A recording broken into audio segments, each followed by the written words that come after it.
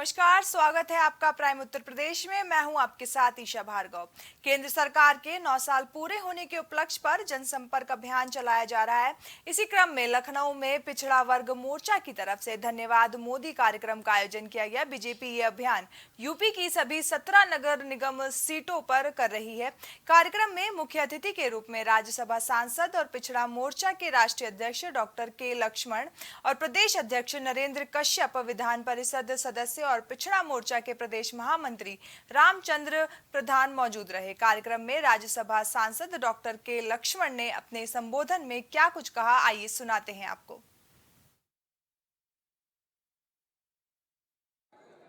पूरा करने के उपलब्ध में ओबीसी मोर्चा राष्ट्रीय स्तर पर पूरा देश भर में ओबीसी समाज के सम्मेलन किया जा रहा है। धन्यवाद मोदी जी के नाम पर बढ़िया सम्मेलन किया जा रहा है। उत्तर प्रदेश के अंदर भी हर जिला स्तर पर और हमारे विधानसभा स्तर पर भी पूरे ओबीसी समाज बेहतरीन कानून व्यवस्था, अपराध पे नियंत्रण, भ्रष्टाचार पर लगाम देकर उत्तर प्रदेश की जनता को जो राहत देने का काम योगी की सरकार में हुआ है, उसके सामने अखिलेश जी हो, बीएसपी हो, आरएलडी कांग्रेस हो, कोई टिकने वाला नहीं है। इसलिए श्री अखिलेश यादव जी का ये प्रयास उनके काम आने वाला नहीं है। उत्तर प्रदेश की जनता भारतीय जनता पार्टी के साथ पहले से भी ज़्यादा मजबूती के साथ जुड़ी है, जुड़ी रहेगी। ग्राम पंचायत में जो आरक्षण का घोटाला ग्राम पंचायत के पदों पर हुआ है, तो कहाँ हुआ है? वही लोग आपके विपक्ष के आरोप लगा रहे हैं, कह रहे जांच कराइए। आपकी सहयोगी अनुप्रिया पटेल पत्र लिख रही हैं। अभी विपक्ष के पास कोई मुद्दा नहीं है और मैं कहूँगा दुर्भाग्य है कि अपोजिशन पार्टी के लोग अपने धर्म का निर्वाह ठीक से नहीं कर पा रहे हैं। 6 वर्षों में उत्तर प्रदेश के अंदर चाहे सड़क की बात हो, एयरपोर्ट की बात हो, किसान सम्मान निधि की बात हो, पिछड़ों के विकास की बात हो, स्कॉलरशिप की बात हो, हर दिशा में उत्तर प्रदेश विकास के पथ पर आगे बढ़ा है। उनके नाम चौरसिया जी ने लिया, लेकिन कुछ नाम ऐसे हैं जिनको शायद चौरसिया जी से छूट गए। ऐसे साथियों का भी मैं नाम देना चाहता हूँ, क्योंकि इस कार्यक्रम को सफल बनाने में उनकी बड़ी अहम भूमिका रही है। मेरा सभी साथियों से अनुरोध है, 1 मिनट सब हर्ष ऊंचा भाई। यहाँ पर जिंदाबाद नारे रामचंद्र प्रधान के नहीं, यहाँ पर जिंदाबाद के नारे के लक्ष्मण जी और नरेंद्र कश्यप जी, नरेंद्र मोदी जी और योगी जी के नारे लगने चाहिए, दूसरा वर्ग मोर्चा के नारे लगने चाहिए। केंद्र सरकार के 9 साल पूरे होने पर आज भारतीय जनता पार्टी के पिछड़ा वर्ग प्रकोष्ठ की तरफ से धन्यवाद मोदी जी कार्यक्रम का आयोजन किया गया है। राजधानी लखनऊ के विश्वेश्वरैया हॉल में ज़्यादा बातचीत के लिए विधान परिषद के सदस्य और पिछड़ा वर्ग के महामंत्री रामचंद्र प्रधान जी हैं। रामचंद्र प्रधान जी, आज के कार्यक्रम के उद्देश्य क्या था और क्या संदेश आम जनता को आज दिया गया है? देखिए, आज के कार्यक्रम का उद्देश्य भारतीय जनता पार्टी ओबीसी मोर्चा द्वारा जो ये कार्यक्रम आयोजित था, उसमें आदरणीय नरेंद्र मोदी जी को के 9 साल पूरे होने पर जो कल्याणकारी जन कल्याणकारी योजनाओं के द्वारा लोगों को राहत देने का काम केंद्र सरकार द्वारा किया गया, प्रदेश सरकार के द्वारा किया गया, माननीय योगी जी द्वारा किया गया, मोदी जी द्वारा किया गया, ऐसी योजनाओं को जन जन तक पहुंचाने का काम ओबीसी मोर्चा के लोग कर रहे हैं। साथ साथ ओबीसी के लोगों को ये बताना है, जैसे जो दूसरे दल के लोग आज पीडीए की बात करते हैं, तो मैं उनको ये कहना चाहता हूं कि 2014 में जब उसके पहले जब देश की आज़ादी के बाद इस देश में हमेशा ये पिछड़े वर्ग के तमाम राजा महाराजा हुए, तमाम इस देश में इनका राजपाट हुआ करता था। लेकिन मैं धन्यवाद देना चाहता हूँ भारतीय जनता पार्टी को, भारतीय जनता पार्टी के लोगों को, कि इस आज़ाद भारत में पहली बार 2014 में एक ओबीसी वर्ग के व्यक्ति को, जो आज विश्व के सबसे शक्तिशाली सर्वमान्य नेता हैं, उनको प्रधानमंत्री बनाने का काम भारतीय जनता पार्टी ने किया। ऐसे व्यक्तित्व के धनी आदरणीय मोदी जी को तीसरी बार इस देश का प्रधानमंत्री बनाने का संकल्प लेने का काम ओबीसी के लोग कर रहे हैं। अखिलेश यादव कह रहे हैं पीडीए पिछड़ा दलित अल्पसंख्यक उत्तर प्रदेश में भाजपा को बेदखल कर देगा, क्या सोचते हैं उनके इस बयान पे? 2014 मैं पहले ही कह चुका, 2014 के बाद इस देश का पिछड़े वर्ग के लोगों ने ये मान लिया कि सिर्फ उनका कल्याण भारतीय जनता पार्टी में माननीय मोदी जी के नेतृत्व में ही उनका कल्याण संभव है। इसलिए उनको पता है कि देश का पिछड़ा, खासकर उत्तर प्रदेश के पिछड़े समाज के लोग किसी भी कीमत पे किसी भी बहकावे में आने वाले नहीं हैं। उनका ये संकल्प है कि मोदी जी को तीसरी बार उत्तर प्रदेश की 80 सीटें जीत करके प्रधानमंत्री बनाने का संकल्प लेने। आप लोग की तरफ से रखा गया मिशन 80, उत्तर प्रदेश की 80 सीटों को अपने पाले में करने की दावे किए जा रहे हैं। वही अखिलेश यादव भी कह रहे हैं कि हमारा गठबंधन अगर होगा तो वो भी 80 सीट जीतेगा। उनका गठबंधन जो है वो गठबंधन सब स्वार्थी लोगों का गठबंधन है। उनका मोदी का साफ तौर पे कहना है कि देश का जो पिछड़ा है वो देश के प्रधानमंत्री नरेंद्र मोदी के साथ है। साथ मैं विभांशु, प्राइम टीवी लखनऊ। वहीं उत्तर प्रदेश के तमाम जिलों में हीट स्ट्रोक, डायरिया और पानी की कमी से होने वाली बीमारियां लगातार पनप रही है, जिससे विभिन्न जिलों के अस्पतालों में लगातार मरीजों की संख्या बढ़ रही है। साथ ही यूपी में पूर्वांचल के कई जिले बलिया, गाजीपुर और देवरिया में इसका कहर चरम पर है। वहीं बात करेंगे अगर बलिया की, तो बलिया में बीते एक हफ्ते में 100 से अधिक मौतों ने प्रशासन की आंखें खोल दी हैं, जिसके बाद सीएम से लेकर डिप्टी सीएम ने पूरे मामले पर संज्ञान लेते हुए सभी जिला चिकित्सालयों को आदेश दिए हैं। साथ ही बात करें पूर्वांचल के जिले आजमगढ़ की, जहां महिला जिला चिकित्सालय में स्वास्थ्य विभाग की पोल खोलने वाला नजारा सामने आया। देखिए, हीट वेव से बचने के लिए लोगों को एडवाइजरी जारी की गई है। लोग भरपूर पानी पिए, पूरे कपड़े पहन के निकले, धूप में कम से कम जाएं और 10 बजे से लेकर करीब 4 बजे तक धूप में कम निकले और छाए में रहें और मोटे कपड़े पहने, और जिससे कि उनको हीट से बचे। पीजीआई, मिनी पीजीआई, देखिए मैं पीजीआई कल गया था, वहाँ पे हमने निरीक्षण किया है, वहाँ पे इंस्ट्रक्शन किए हैं और साफ सफाई की व्यवस्था से जो डॉक्टर हैं उन्हीं से अच्छे काम लिए जाए। भाई साहब, अवगत करा देना चाहता हूँ, 24 आवर में यहाँ की जो है पानी की व्यवस्था नहीं थी। मैं सीएमएस को खुद फ़ोन करके उनको अवगत कराया और उनके द्वारा 48 घंटे बाद पानी की व्यवस्था करवाई गई। शौचालय पूरे रूप से गंदा था, उसकी व्यवस्था मैंने अवगत करवाया, तब जाके हुआ। और आपको बता देना चाहता हूँ, यहाँ पे भीषण गर्मी है और यहाँ पे जो पेशेंट भर्ती हैं उनकी घाव पकने का डर है, सबसे बड़ी बात। और दूसरी बात ये कि जितने बच्चे पैदा हुए हैं सब इन्फेक्टिव हुए हैं। टोटल ऑल इन वन जितने बच्चे यहाँ पे वार्ड में सारे इन्फेक्टिव हैं, सबको बुखार आ रहा है। मैं फिर फ़ोन करके एक बार अवगत कराया, उसके बाद भी अभी पूरा सीएमओ तक मैंने फ़ोन किया। आज सीएमओ साहब आए थे वार्ड में, हमसे पूछे क्या दिक्कत, हम कहे बताएं सारी व्यवस्था। अब तक कोई निस्तारण नहीं, स्वयं सीएमओ स्वयं आके यहाँ से चले गए, आज सुबह की बात है। पंखा है, तो घर से पंखा क्यों लेके आना पड़ा है आपको? गर्मी इतनी ज़्यादा है कि पंखा कूलर काम नहीं कर रहा, पंखा तो ले आता। यूपी में स्वास्थ्य सेवाएं इस तरह से चरमरा गई हैं, जिसकी बानगी आपको आजमगढ़ के महिला चिकित्सालय में देखने को मिलेगी। यहाँ पर मरीज आते हैं, ईमानदार भी आ रहे हैं और तमाम लोग आ रहे हैं अपना प्रशिक्षण करवाने, लेकिन सबसे बड़ी बात यह है कि वो खुद की व्यवस्थाएं लेकर आ रहे हैं। कोई पंखा लेकर आ रहा है तो कोई एक्सटेंशन बोर्ड लेकर आ रहा है। स्वास्थ्य विभाग तमाम ऐसे दावे करता है कि उनकी स्वास्थ्य सेवाएं अन्य प्रदेश से बेहतर है, लेकिन सबसे बड़ी अगर ऐसी तस्वीर सामने निकल कर आती है तो कहीं ना कहीं एक जो विभाग की या फिर सीएम योगी की जो मंशा है उस पर पलीता नज़र लगाती साफ नज़र आ रही है।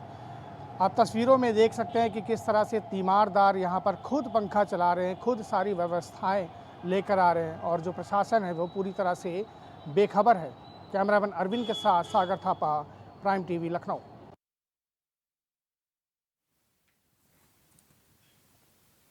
वहीं आम आदमी पार्टी की प्रेस कॉन्फ्रेंस में राज्यसभा सांसद संजय सिंह ने भीषण गर्मी के कारण मर रहे लोगों के लिए राज्य सरकार को जिम्मेदार ठहराया।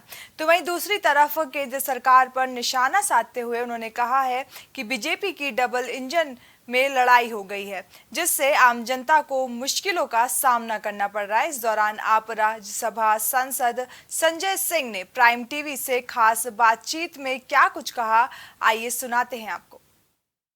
उनका इतना पुराना घटक दल उनको छोड़ के चला गया। नीतीश कुमार उनका इतना पुराना घटक दल, नीतीश कुमार जी का जेडीयू, वो छोड़ के चला गया। अकाली दल उनका वर्षों से साथ था, उसने कहा हम मोदी के साथ नहीं निभा सकते, वो छोड़ के चला गया। तो कितने झगड़े भाजपाई करते हैं आपस में, पहले तो इसका जवाब उनको देना चाहिए। जहां तक विपक्षी दलों का प्रयास है, 23 तारीख की बैठक हो रही है पटना में, और निश्चित रूप से हम ये सोच के चल रहे हैं कि उसमें कुछ सार्थक परिणाम इस बैठक से निकल के आएंगे और तब आधिकारिक रूप से आपसे बात करेंगे। इस वक्त हमारे साथ मौजूद है आम आदमी पार्टी के सांसद संजय सिंह। आज हम बात करेंगे। सर, ये बताइए, अध्यादेश के जब विपक्षों से समर्थन मांगा जा रहा था, आप भी मौजूद थे और महारैली भी किया गया था रामलीला मैदान में। अब कोर्ट बंद है सर, कोर्ट खुलने के बाद आपके आगे क्या कदम होगा इस पर?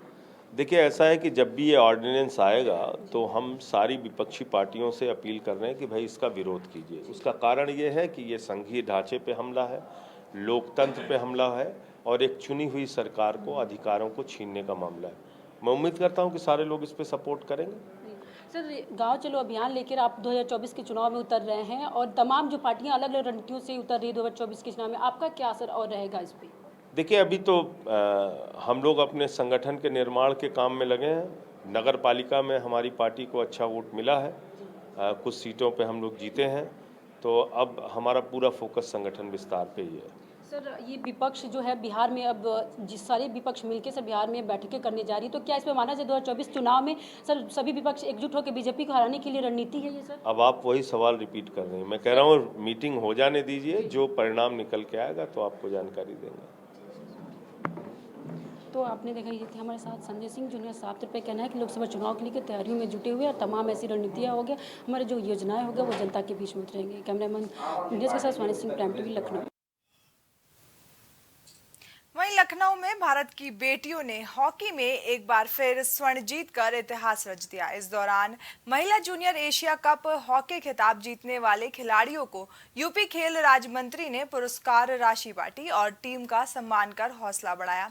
इस दौरान उन्होंने कहा कि ये यूपी के लिए किसी उत्सव से कम नहीं है। इस टीम की स्टार खिलाड़ी लखनऊ की रहने वाली मुमताज खान टीम में सेंटर फॉरवर्ड हॉकी खिलाड़ी ने पूरी दुनिया में देश का नाम रोशन कर दिया है। खास तौर से उन्होंने अपने माता पिता का मान बढ़ा दिया है, जो ठेले पर सब्जी बेचकर गुजर बसर करते हैं। वहीं मंत्री ने कहा कि यूपी में खेलों को लेकर राज्य स्तर से लेकर अंतर्राष्ट्रीय स्तर पर खिलाड़ियों को तैयारी करने में किसी भी संसाधनों की कोई कमी नहीं होगी। खेलों के लिए राज्य सरकार और केंद्र सरकार लगातार काम कर रही है। दूसरी तरफ यूपी के वाराणसी में अंतर्राष्ट्रीय स्टेडियम बनाया जा रहा है। इसका खाका तैयार किया जा चुका है। आने वाले समय में स्टेडियम में ओलंपिक और एशियाई गेम्स का आयोजन होगा। अनुभूति कर रहे हैं कि हमारे जो उत्तर प्रदेश के खिलाड़ियों ने प्रदेश और देश का नाम रोशन किया है, ये हम सब के लिए बहुत गर्व की अनुभूति है और गर्वान्वित हो रहे हैं। और इसके अवसर पर उत्तर प्रदेश सरकार की ओर से उन सबको बहुत ढेर सारी बधाई है और शुभकामना है। उनके उज्जवल भविष्य की कामना करते हैं। और पहली बार माननीय मुख्यमंत्री जी के प्रेरणा से ऐसे खिलाड़ियों को उनका सम्मान भी कर रहे हैं हम लोग। उनको पुरस्कार राशि देकर उनको प्रोत्साहित करने का काम हमारे उत्तर प्रदेश की सरकार कर रही है कि जैसे हमारा खिलाड़ी आगे बढ़े, आगे जाने के लिए वो उसका मार्ग प्रशस्त हो। उनकी जो भी मूलभूत सुविधाएं हैं, उन सुविधाओं के लिए भी उत्तर प्रदेश की सरकार ने बहुत ऐतिहासिक निर्णय लिए हैं कई प्रकार के। जैसे कि हमारे जो पदक विजेता खिलाड़ी थे उनको सरकारी नौकरी देने का काम, जो स्पोर्ट्स के कोटे थे 2% वो भरने की प्रक्रिया प्रारंभ हुई है। और नई खेल नीति के माध्यम से उनको जो है मूलभूत जो सुविधाओं की आवश्यकता है वो देकर आगे बढ़ाने का काम उत्तर प्रदेश की सरकार कर रही है। और मैं तो इस बात को कहता हूं कि उत्तर प्रदेश देश की सबसे बड़ी आबादी का प्रदेश है। एक दिन उत्तर प्रदेश खेल का हब बनेगा, इस दिशा में हमारी सरकार ने काम उठाना प्रारंभ किया है। उनकी सुविधाओं को ध्यान में रख के जो अभी हम लोगों ने नई खेल नीति बनाई है, खेल विकास प्राधिकरण भारत सरकार की तर्ज पर खेल विकास प्राधिकरण का भी गठन करेंगे और हमारे युवाओं की खिलाड़ियों की जो आवश्यकता हो उनको पूर्ति करके उनको आगे बढ़ाने का काम हमारी सरकार ने प्रारंभ किया है। आज के इस अवसर पर मैं उन लोगों को सम्मान किया है और उसके साथ साथ सरकार की ओर से उनको प्रोत्साहन राशि के रूप में हम लोगों ने उनको उनके खाते में RTGS के माध्यम से उनको पैसे भेजने का काम किया। बनारस में भी सर वर्ल्ड क्लास स्टेडियम बनने जैसे बनारस में ही बन रहा है, बनारस रोड पे अंतर्राष्ट्रीय स्तर का जो हमारा स्टेडियम बन रहा है सिगरा में, और एक दिन आप देखेंगे कि ओलंपिक भी यहाँ आयोजन होगा। उस दिशा में हमारी सरकार ने कदम उठाया है। आज राजधानी लखनऊ में खेल राज्य मंत्री गिरीश चंद्र यादव द्वारा जूनियर एशिया कप जीतने वाली हॉकी टीम को सम्मानित किया गया। हमारे साथ तो उस टीम के सदस्य हैं, उनसे पूछेंगे कैसा सफ़र रहा इस एशिया कप का आपके लिए। बहुत अच्छा था। हम मतलब बहुत अच्छी प्रिपरेशन की हम लोगों ने। बेंगलोर में हमारा कैंप लगा हुआ था, तो बहुत ही अच्छा वहाँ पे एक्सपीरियंस रहा। हमारा पाकिस्तान से फाइनल मैच था जो कि हम 2-1 से जीते, तो काफ़ी प्रेशर था क्योंकि इंडिया और पाकिस्तान का तो सबको पता है कि जब भी मैच होता है किसी भी गेम का हो तो पूरी क्राउड आ जाती है, तो बहुत ही प्रेशर वाला मैच था। पर हम लोगों ने अच्छा परफॉर्म किया और जीता, और यहाँ पर आके हमें बहुत सम्मान मिला, तो बहुत अच्छा लगता है। और हम आगे भी कोशिश करेंगे कि जहाँ पर भी टूर्नामेंट हो तो हम जीतें और अपने यूपी स्टेट का नाम रोशन करें और इंडिया का भी। अच्छा, हमने देखा है कि चाहे वो क्रिकेट की बात हो या फिर चाहे हॉकी की बात हो, पाकिस्तान हमारा चिर प्रतिद्वंदी रहा है, हमेशा मैदान पर जद्दोजहद देखी गई है। जिस प्रकार से क्रिकेट में हमने देखा है कि तमाम स्लेजिंग होती हैं खिलाड़ियों के बीच में, आपके फाइनल मुकाबले में जो आपने पाकिस्तान से जीता, ऐसी कुछ चीज़ें निकल के आई? क्या स्लेजिंग वगैरह इधर उधर से हुई? नहीं, ऐसा कुछ नहीं है, बस वो पाकिस्तान इंडिया कहने का है, बट जब आप ग्राउंड में उतरते हैं तो ऐसा कुछ नहीं होता। नॉर्मल मैच चलता है जैसे हम अदर कंट्री से खेलते हैं, जापान, मलेशिया, कोरिया, बस ऐसा हम टकराव मतलब नाम में है कि इंडिया पाकिस्तान का। वैसे तो हम सब फ्रेंड हैं, इनसाइड फील्ड आउटसाइड फील्ड हमारी अच्छी दोस्ती है, अच्छा कंबाइंड एक ही होटल में रहते हैं हम और एक ही साथ लंच डिनर ब्रेकफास्ट होता है, तो ऐसा कुछ नहीं है। बट वो थोड़ा अपना ये है कि पहले से चलता आ रहा है तो बोलने पे ऐसा होता है, पर काफ़ी अच्छे वो भी होते हैं और हमारा भी नेचर, जब हम कुछ ऐसा नहीं करते और वैसा मैच में नहीं बोलते तो वो टसन तो मैच में रहता ही है कि वो अपनी कंट्री को जिताना है और हमें अपनी कंट्री को, तो अच्छा एक्सपीरियंस है उनका। मेरा भी पहला मैच था पाकिस्तान के साथ, तो मैं पहली बार डेब्यू करा, तो अच्छा लगा उनके साथ भी खेल कर। खिलाड़ियों के रोल मॉडल होते हैं, चाहे वो क्रिकेट हो चाहे फुटबॉल हो, हॉकी में आपका रोल मॉडल कौन है? मेरा हरमनप्रीत सिंह जो सीनियर टीम के इस टाइम कैप्टन है। हरमनप्रीत सिंह। नाम क्या बताया आपने? शारदानंद तिवारी। धन्यवाद। तो ये थे हमारे साथ शारदानंद तिवारी जो इस एशिया कप टीम का हिस्सा रहे थे। उन्होंने हमारे साथ अपने अनुभव को शेयर किया किस तरीके से पाकिस्तान के खिलाफ 2-1 से टीम इंडिया ने जीत हासिल की। कैमरा पर्सन नीरज के साथ में विवेक शाही, प्राइम टीवी, लखनऊ।